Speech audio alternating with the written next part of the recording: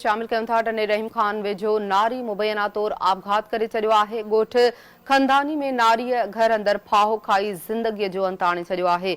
अफ़सोसनाक ख़बर आहे, नाज़रीन सां शेयर कयूं पिया। टंडे रहीम खान वेझो नारीअ मुबैना तौर आपघात करे छॾियो आहे। इन हवाले सां नाज़रीन खे इहो बि अपडेट कंदा हलूं त ॻोठ खंधानी में नारीअ घर अंदर फाहो खाई ज़िंदगीअ जो अंत आणे छॾियो आहे। जॾहिं त पुलिस जो इन हवाले सां चवणु आहे त नारीअ जे आपघात जो कारण मालूम न थी सघियो आहे। इहा अहम ख़बर आहे, नाज़रीन सां शेयर कयूं पिया। अपडेट कंदा हलूं खे अहम ख़बर जे हवाले सां त टंडे रहीम खान वेझो नारीअ मुबैना तौर ते आपघात करे छॾियो आहे।